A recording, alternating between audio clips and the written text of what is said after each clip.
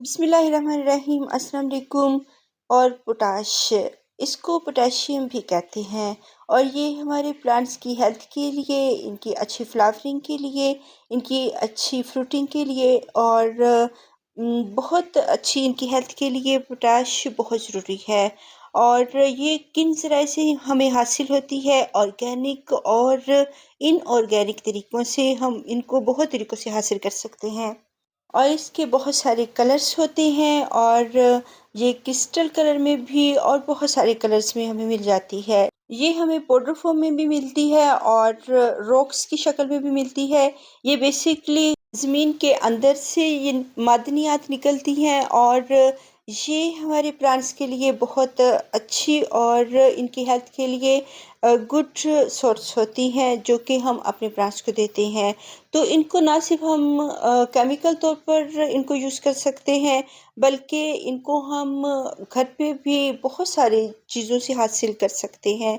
और अगर कमर्शियल तौर पर हम बहुत बिग तौर पर जैसे गंदम लगाते हैं और बहुत बिग बिग फील्ड्स होती हैं, बहुत बड़े खेत होते हैं, वहाँ पे ये सैक की शक्ल में बहुत बिग थैले होते हैं और इनमें 50 केजी तक ये पोटाश मिलती है जो कि बड़े-बड़े गंदम के खेतों में डालते हैं और इससे बहुत अच्छी आप क्रॉप हासिल कर सकते हैं, इसकी अच्छी फसल होती है। इसके अलावा जो स्पिनच है, पालक के पत्तों में और ग्रीन लीव्स में ये वाफ़र मिक़दार में मौजूद होती है, तो इनको हम इनका लिक्विड फर्टिलाइज़र बनाकर अपने प्लांट्स को दे सकते हैं। इनको खाने से भी हमें बहुत अच्छी जो है मिक़दार पोटाश की हासिल होती है।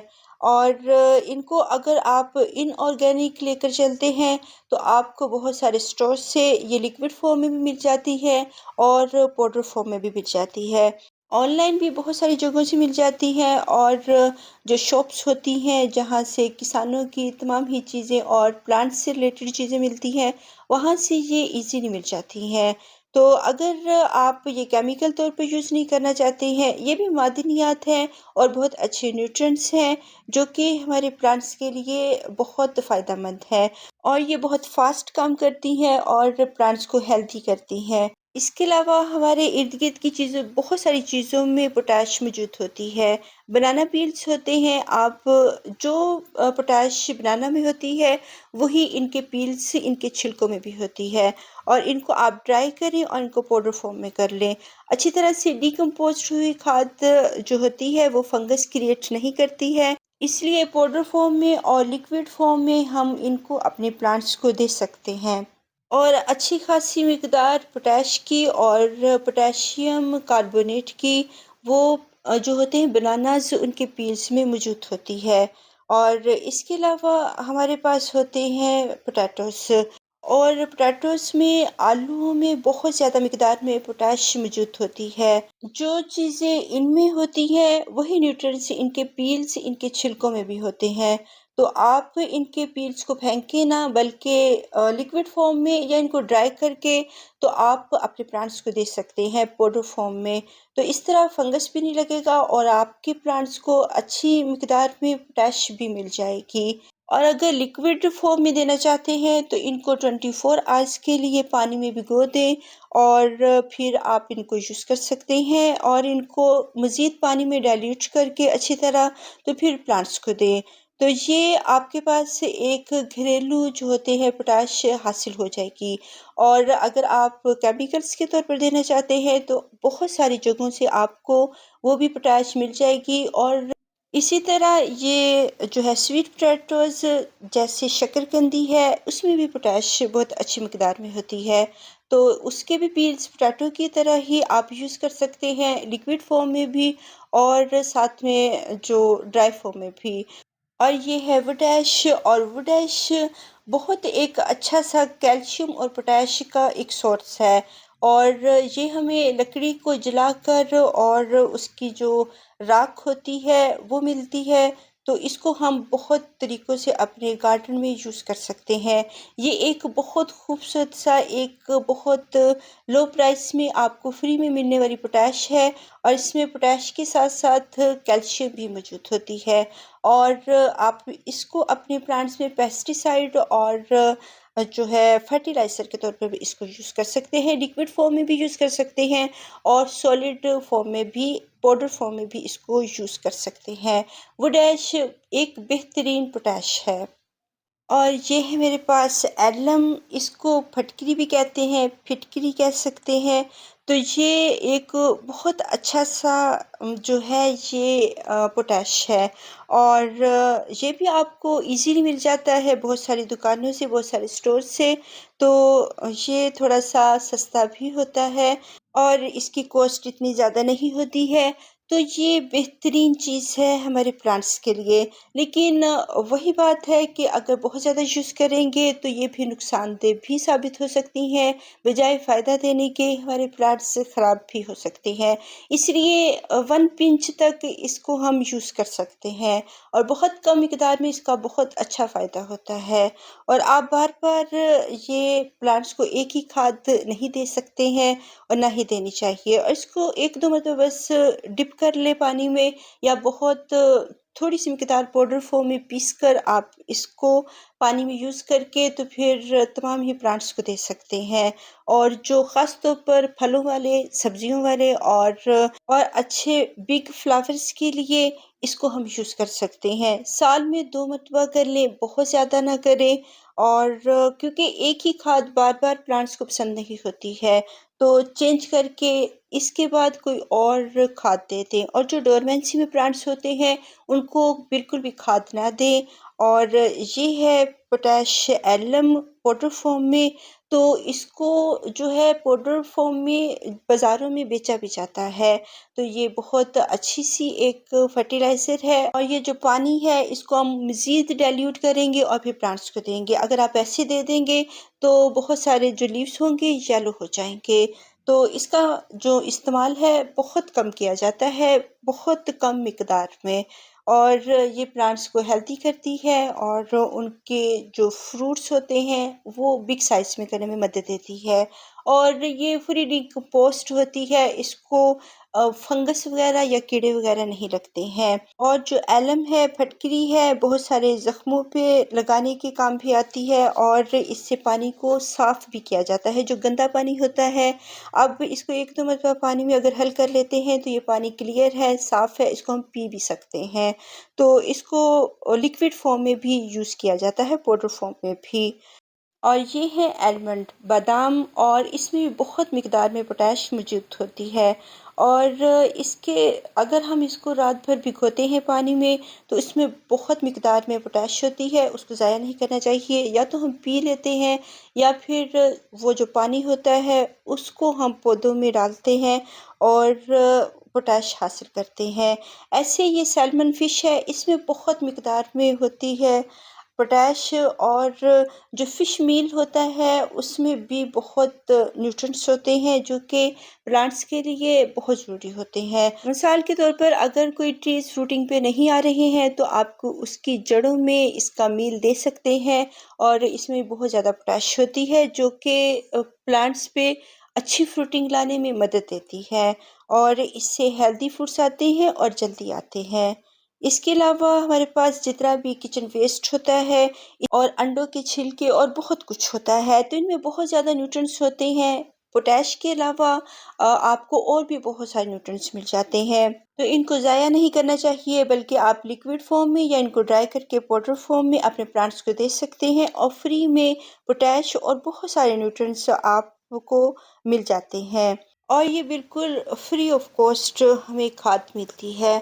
और फ़िश के जो मील्स होते हैं, इसका एमल्शन होता है, वो आप प्लांट्स को दे सकते हैं और इसके एक्सट्रैक्ट होते हैं और ये तैयारशुदा खुराक होती है जो कि हम अपने प्लांट्स को दे सकते हैं और इसमें फंगस नहीं लगता है। ये भी आपको बाज़ार से और मार्केट से दस्तयाब है। और ये कोई कमर्शियल वीडियो नहीं है और ये कोई स्पॉन्सर्ड वीडियो नहीं है।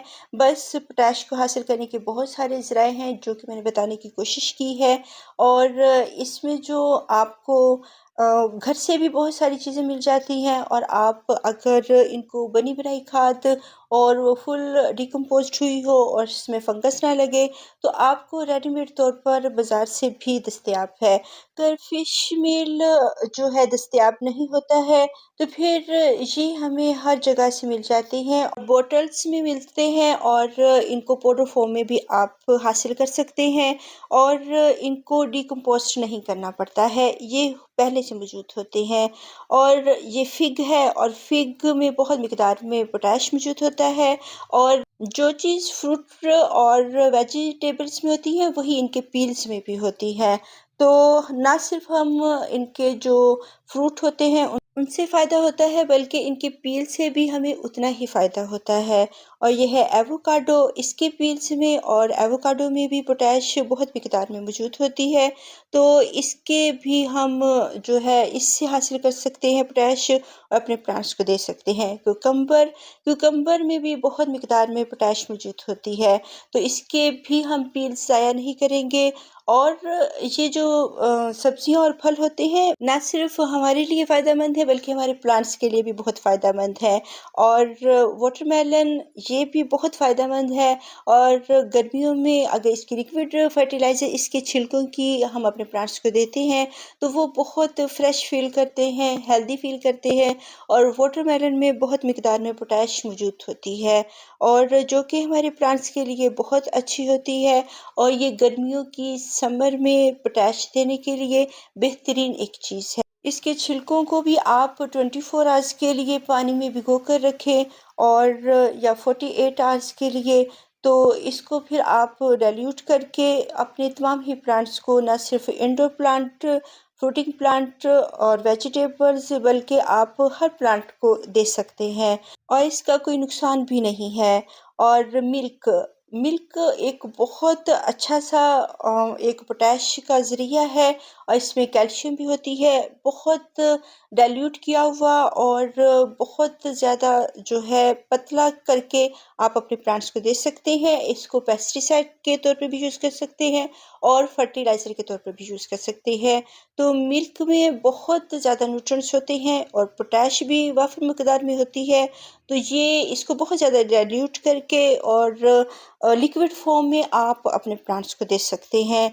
और ये भी हमारा जो है बहुत पुराना नुस्खा है जो कि प्लांट्स को दिया जाता है और मिल्क से और कर्ड जो दही होता है, योगर्ट में भी बहुत मिक़दार में और इसमें बहुत ज़्यादा न्यूट्रिएंट्स होते हैं और पोटैश भी होती है, कैल्शियम भी होती है।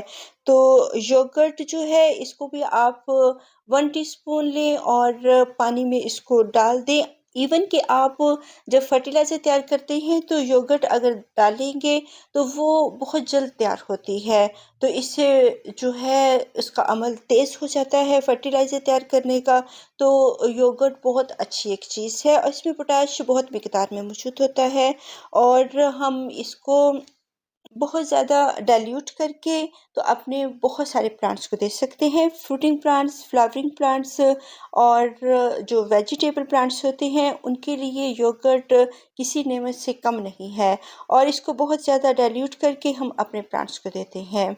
इसके अलावा लस्सी, जो कि हमारे पंजाब में बहुत ज़्यादा यूज़ की जाती है, इसमें नमक शामिल और चीनी वगैरह शामिल नहीं होनी चाहिए। तो लस्सी का इस्तेमाल भी प्लांट्स में बहुत फ़ायदेमंद है, तो इसको भी डाइल्यूट करके आप ना सिर्फ फ्रूटिंग प्लांट्स के लिए और जो फ्लावरिंग प्लांट्स के लिए, बल्कि जो लीव्स श्रिंक हो जाते हैं, मुड़ जाते हैं और उसको भी पोटैश की ज़रूरत होती है। बहुत सारे जो लीव्स होते हैं हमारे प्लांट्स के, वो मुड़ना शुरू हो जाते हैं, मीन्स कि उसमें पोटैश की कमी है। तो पोटैश की कमी भी हो सकती है और भी बहुत सारी वजूहात होती हैं। तो लस्सी जो होती है उसको आप और ज़्यादा डाइल्यूट करके तो अपने प्लांट्स को दे सकते हैं। तो इससे जो इनके लीव्स मुड़ने की प्रॉब्लम होती है वो भी सॉल्व हो जाती है। तो इसको बहुत ज़्यादा पतला करके आप इसको स्प्रे की फॉर्म में अपने प्लांट्स के ऊपर भी, इनके लीव्स के ऊपर भी छिड़काव कर सकते हैं। डेयरी की जितनी भी चीज़ें होती हैं जिनमें नमक और चीनी वगैरह शामिल ना हो, वो आप अपने प्लांट्स को दे सकते हैं और इनकी हेल्थ के लिए बहुत ज़रूरी है पोटैश और हमारे प्लांट्स को बहुत हेल्दी करते हैं और ये फर्टिलाइज़र और पेस्टिसाइड के तौर पे यूज़ होती है। इसके अलावा बीन्स और लोबिया इसको कहते हैं, ये बीन्स इसमें भी बहुत मिक़दार में पोटैश मौजूद होती है। तो अगर आप इसको भिगोते हैं पानी में, तो उस पानी को ज़ाया ना करें बल्कि प्लांट्स को दें, और ये इंडोर प्लांट्स को भी हम दे सकते हैं। लोबिया का भिगोया हुआ पानी, इसमें बहुत मिक़दार में पोटैश मौजूद होती है।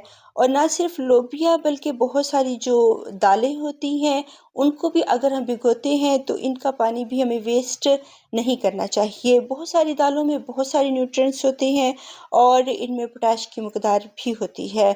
तो ये हमारे इंडोर गार्डन में बहुत हेल्प करते हैं। लेकिन अगर आप कैक्टस वगैरह को देना चाहते हैं, जो फुली डिकम्पोज़्ड की हुई बॉटल्स में खाद होती है और मार्केट से दस्तयाब है हमें, वो आप कैक्टस प्लांट्स को दे सकते हैं, क्योंकि ये जो अमल होता है डिकम्पोस्ट का, इसमें फिर फुली डिकम्पोस्ट जो फर्टिलाइज़र ना हो तो फिर फंगस क्रिएट करती है।